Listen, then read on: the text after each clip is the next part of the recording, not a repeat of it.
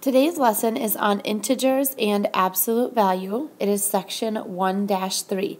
So make sure that you get this added to your table of contents and then get your note sheet out. We'll be ready to go. The objective for the day is you will be able to compare and order integers, and you will be able to evaluate expressions containing absolute value. Okay, we are going to take down some definitions. When we talk about integers, integers are whole numbers, so write the word whole in there, and their opposites.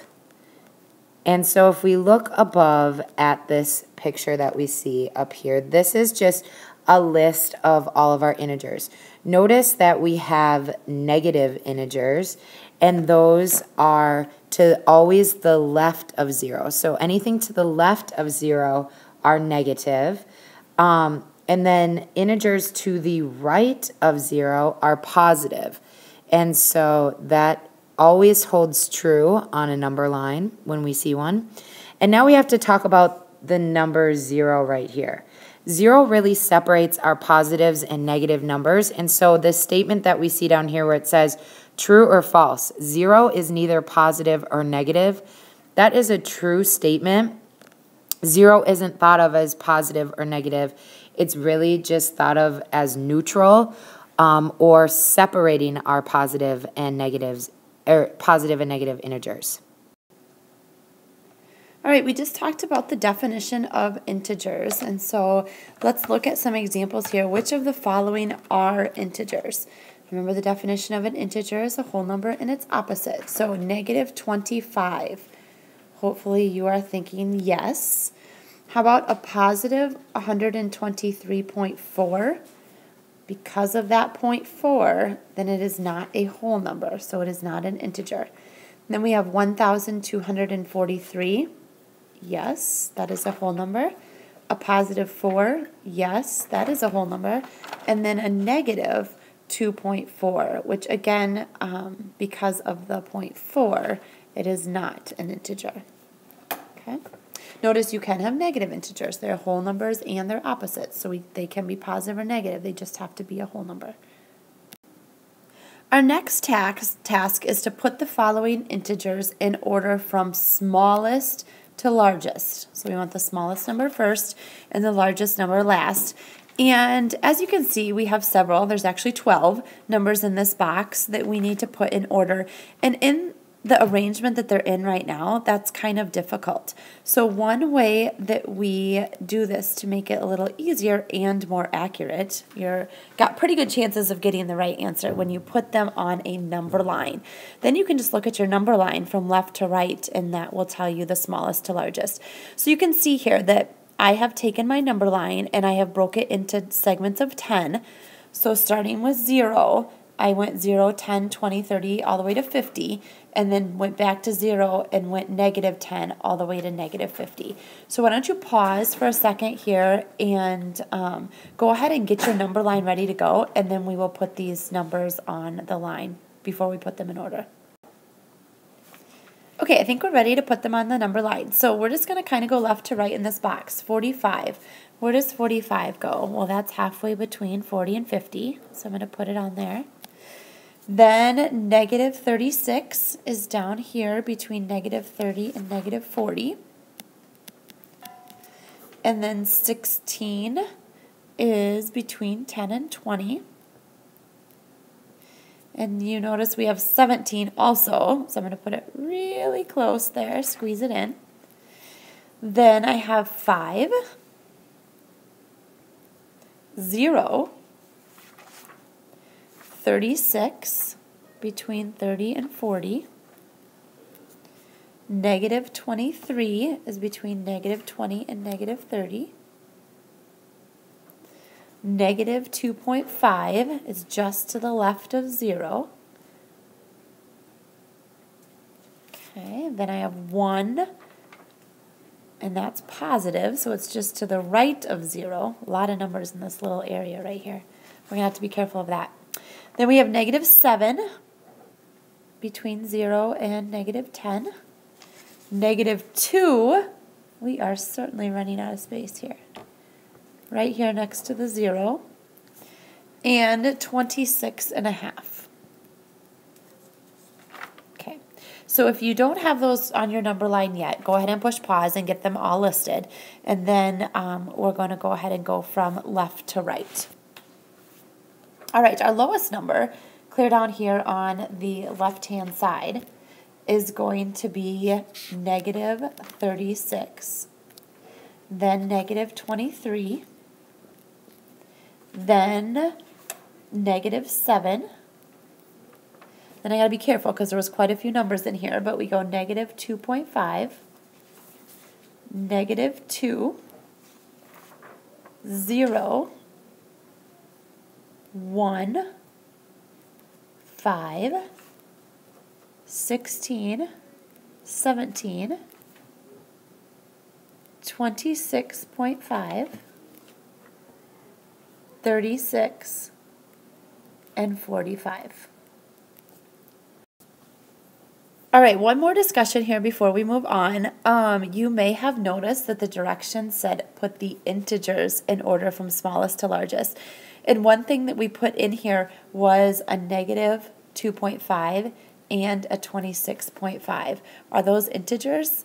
Nope, they're not, because they contain a decimal. So if we look up here in our list from smallest to greatest, I can actually cross out negative 2.5 and I can cross out 26.5. So now we actually have a 10 integers that we've listed from smallest to largest. Okay, here we go with practicing just putting integers in order from, we want to pay attention here, greatest to smallest. So biggest number to the smallest. So let's look at our list. We have 6, that's biggest. Then we're placing 1, then 0, then negative 2, and then negative 4. In our next list, notice at the same time we're going to cross off. That's a helpful just tool for us to use. Okay, number 2, we have all negative numbers. So the greatest negative, another way to think about that is the one that's closest to 0. And you can also think of money and in debt. So like I'd rather be down $1 than being down $13 or owe someone $13. So negative 1 is the biggest number, then negative 2, negative 4, and then negative 13 is the smallest number in that list when we're just talking about our negative numbers there. In our third example, we're going to start with our positives because positives are always bigger than negatives. And so we've got a positive 6, then we have a positive 3. And notice I don't necessarily need the little plus sign for positive, but we do need the negative sign for negative. Now we have 0, and then negative 3, and then negative 6. So when ordering from greatest to smallest, here's our list. Another thing we can do is always imagine the number line in your head, and we'll talk about more of that way in class as well. The next thing we're going to do is think about integers in everyday situations. Oftentimes, there's situations where there's a negative side and a positive side. And so if we look at these, below sea level, would we represent below sea level with a negative number or a positive number? Hopefully you said a negative number. And then the opposite of below sea level would be above sea level, and that would be represented with a positive number. Okay, next example, drop in room temperature. If the temperature is dropping, that would be negative. I'm just going to abbreviate it by drop in temp. And if you're rising, if the room temperature is going up, then that's going to be represented with a positive integer. And again, abbreviate temperature with just temp. Deposit and withdrawal, those are banking terms. Deposit is when you put money into the bank. And so that would be represented with a positive situation. You're adding money to your account. And withdraw means that you're taking it away or you're taking money out of your account. So that is represented with negative numbers. Gain of yards and loss of yards, that is a sports situation. Typically, we think of it as football. If you gain yards, we represent that with a positive number. That's a good thing, usually. If you lose yards or you give them to the other team, that is a negative thing. So we put that under the negative integers. And then the last thing, again, this has to do with money. So deposit and withdrawal has to do with money accounts. So does profit and debt. So if you're making profit on something, you're earning money. That's a positive thing. And if you have debt, meaning you have borrowed money from someplace, then you are in the negative. And so that is a negative situation or a negative integer. Take a minute and look these back over if you need to. Okay, our next job is going to be able to write an integer to represent each situation or each quantity. So let's read them first. 20 degrees below Celsius. We're going to write the integer that represents that, and that is a negative 20. And we could actually add degrees Celsius if we wanted to. The second one is going up 15 floors on an elevator. And sometimes then on this, just to really hit home that it's a positive 15 or a positive integer, we can do the little plus sign in front. Owing someone $25, so negative 25, you have to pay them back that amount of money. 1,000 meters above sea level represents a positive situation, so we've got the little plus sign in front or the positive sign. Move back 2 spaces, so a negative 2 spaces. And then 8 shots under par. And we wanted to put this one on here because sometimes we think about negative things maybe being bad, but in that situation where if it's describing golf, having something under par is actually a good situation. All right, go ahead and finish up with this slide. All right, just a special vocab word that we wanted you to be aware of is this word called additive integers. And with the word additive integers, all we mean are opposite integers. So it's a very fancy way to just say opposites. We put this definition down here where it says they're the positive and negative of the same number, or they have an equal distance from 0. So, for example, a positive 7 and a negative 7 are opposites, or we could say a positive 7 and a negative 7 are additive inverses. So let's write the additive inverse or the opposite of the integers below. So if we have a positive 234, the opposite or additive integer would be a negative 234. If we have a negative 15, the opposite or additive inverse would be a positive 15. And then the additive inverse of a negative 98 would just be a positive 98. So really just paying attention that this word additive integers, additive inverses really just means opposite integers. The last thing we're going to talk about is absolute value. And what is absolute value? The first thing you need to get in your note sheet is the definition. Absolute value is the distance, I'm underlining this big time, distance away from 0 on a number line. And so you can see here we have an example of a number line. And we have 0 marked. And the example we're going to look at is how far away is 2 from 0. And we're talking about a positive 2. If you look up here, that distance is 2 spaces, right? Okay. How far away is negative 2 from 0?